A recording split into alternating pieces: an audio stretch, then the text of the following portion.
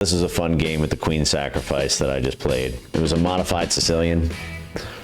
He ends up giving me way too much space on the queen side. And then I get this pin against the f2 pawn. I just play this pawn to prevent any sort of bishop pin against this knight because I want to keep my pawn structure healthy there and not give any counterplay. He tries to force the issue by bringing the knight in. This creates this really weak pawn on f5, which ends up giving him all the problems you're about to see, because there's no way to protect this pawn after knight to e7. So he plays knight back. I castle first, protect that pawn, and then I play knight to e7. So now the only way to protect this is by playing bishop to g4, but then you can kick that out with the pawn, and this is where the problems start. So knight takes pawn, and now the bishop is also undefended because this pawn is useless because of this double pin with the queen and bishop. So he has to move this bishop because this pawn might as well not be there. So he kicks it out, which allows knight to d5. And now knight to d5 not only puts the bishop under threat, but it creates a double fork latently against the queen and the rook, because this square, as soon as the pawn pushes and this pawn's cleared, now you've got two different knights supported by a bishop and a queen to fork the queen and the rook. So he can't back the bishop up because then I get my pawn push. He wants to be on this side of the diagonal so that he can meet pawn to e3 with pawn to f3 and blocking this diagonal for good.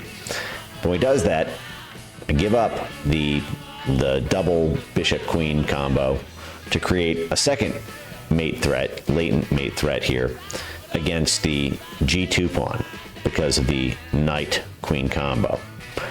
So he can't immediately move out of that, or at least there's only one way to delay it, which is pushing the pawn. Then you can simply kick the pawn up to f6, which kicks the bishop out, and now the mate threat is there again. Now he can't push the pawn up one to block because queen takes, and then the pawn can't take the queen because it's pinned by the bishop, which is still maintaining the pin. So he's got to move it up twice. So pawn takes, and again that pawn push is still right there. Now this creates a checkmate threat on g2, which he can't clear with a rook to g1 because the bishop still supports.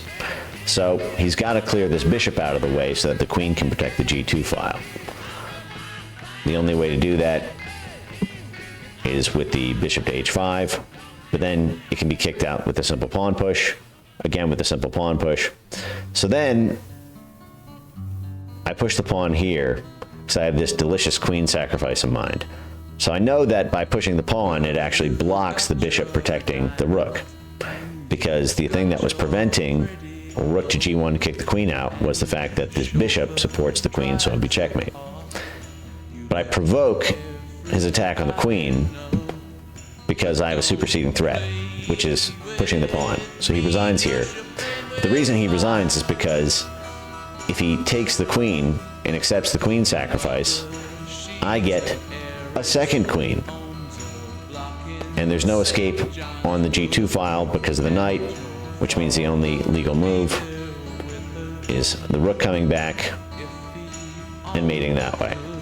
So I guess the moral of the story is, if you lose your first queen, there's always a second one.